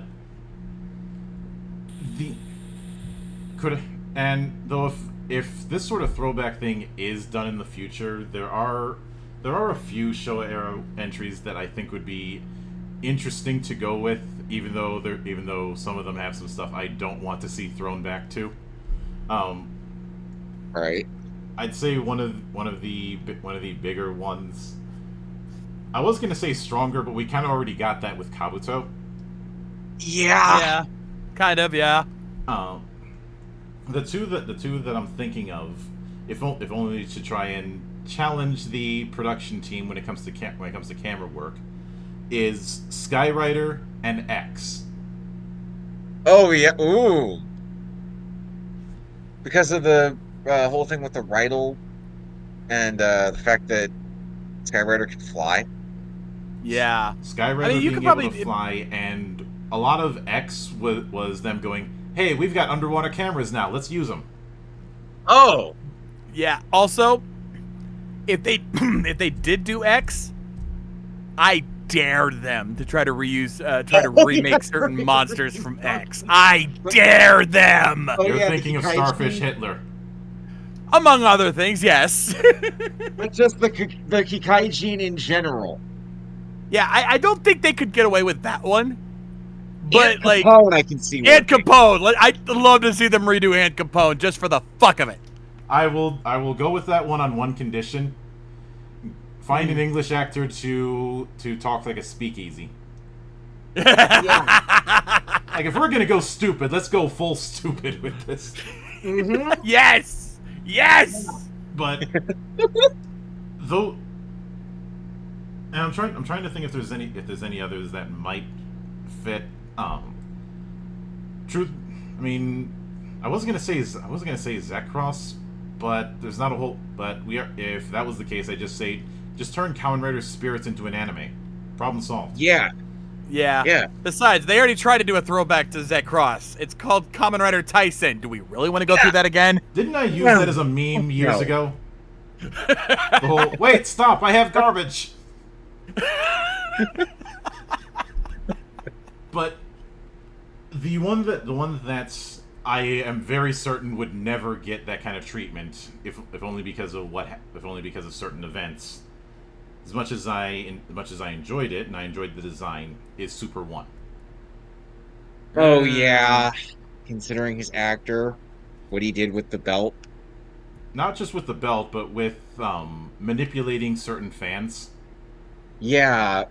For context, Shades, if you don't know this, the actor for Super 1 basically stole the belt and held it behind a ransom for nearly a decade.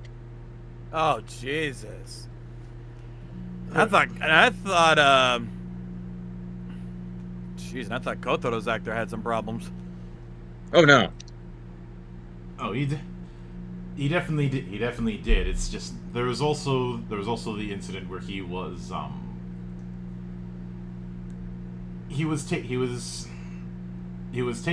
leading some fans along.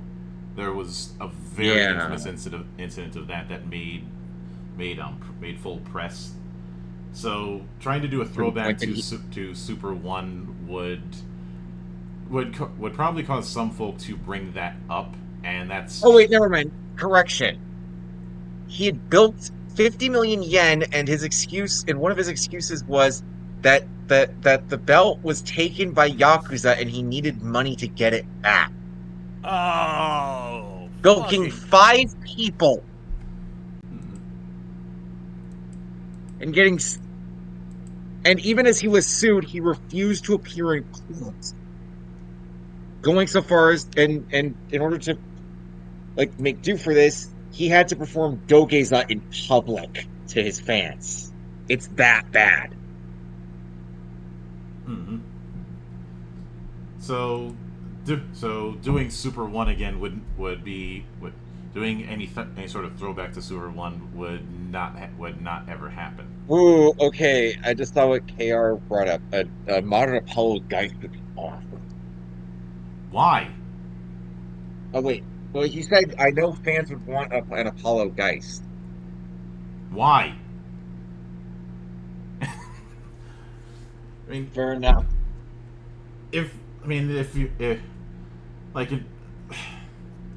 Movies that focus on one of the villains have never had the best track record. Well, no, I think what he means is like a new design. Yeah, a new look for Apollo Geist. Yeah. And maybe add a backstory that makes it that updates it a little bit instead of just being another generic evil organization. Yeah, I'd say the best Apollo Geist had ever done was, oddly enough, in Decade. And even then, that's questionable. questionable, but at the very least, him going out wanting to be the universe's greatest nuisance certainly has it. And hang on, we got a bot. Oh.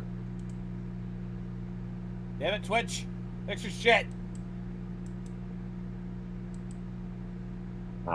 And Payment you and server are network. and you are banned. You are added to the blacklist. Sorry about that, folks. These things happen. But Yeah. Yeah, but you know what? We'll use the excuse to hit this button because this is what we tell this bot. Get the fuck out of here! But I do think that if I'm being completely honest, I would actually prefer not doing another one of these not doing another one of these Showa throwbacks in the foreseeable future. And the reason why is because there is a problem that has been festooned not just within entertainment but within the enthusiast fan bases of various forms of entertainment, of thinking that we constantly need to go back. This is a nostalgia problem. And I know a lot It's of what- Go ahead. I was gonna say it calls back to what we said earlier. People always thinking that the past was the best era, this era was the best, or this era was the best, and they want to see more of that instead of seeing something new that might actually be good. Yeah. If in the process of focusing so much on how great the quote unquote good old days were, in the case of Kamen Rider, you end up missing out how really damn good something like, say, 01 is, or how really damn good Geats is, in the process of doing that. And let's also consider that since we brought up the Attitude Era, let's consider where the mindset was at the time, trying to get away from the old guard thinking. Trying to go for a youth movement. Yeah. Not true. Which is why it's always hilarious when people say that we need to go back to that era, when that exact same era was trying to do anything but go back. yeah. And it's the same thing when it comes to Kamen Rider. I don't want to see a retread of what came before. I want to see what people are going to be doing in the future. I know that Gav is going to be the next major season, and I know some people are aghast at the gimmick being sweets. But as we hinted at before, we've seen cases where a ridiculous gimmick gave way to a very well done story. Or just junk food in general.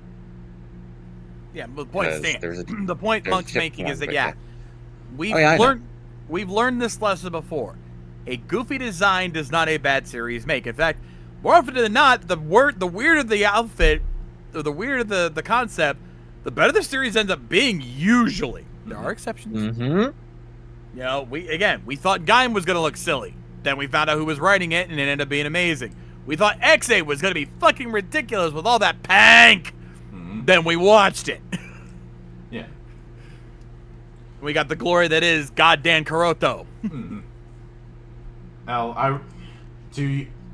I've made it no secret that my favorite Yu-Gi-Oh season is 5Ds, and everybody makes the jokes about card games on motorcycles, but the people who've actually seen it recognize that it had some of the best character work the whole franchise has had. Yeah, that, and honestly, meme aside, the dual runners are a valid mode of transportation. They're motorcycles. Fuck off. And of course the old question of, okay, if we're doing motorcycles, are we doing the Akira slide? Of course we're doing the Akira slide. Of course we're doing the Akira slide. Why wouldn't you do it? It's a tradition, man. This is one of the few traditions you have to adhere to. It's like doing a mech anime and not doing the Obari pose. Yes, I know it's supposed to be called Brave Perspective, but nobody calls it that. They call it the Obari pose. He may not have made all of the aspects of that, but Obari is the one that perfected it. Mm-hmm. Yeah. And the anime that he worked on had that pose the most, so he's going to be stuck with it. Exactly. Hey, better that legacy than his legacy of his particular art design. So I think he'll take it. Yeah. But with that said, I think that's as good of a coda. So that's where we will close it off for this particular episode. I will be on the interview train once again throughout this week. There's going to be a couple cases of doing a 2-shot because I kind of had to due to what happened last Sunday.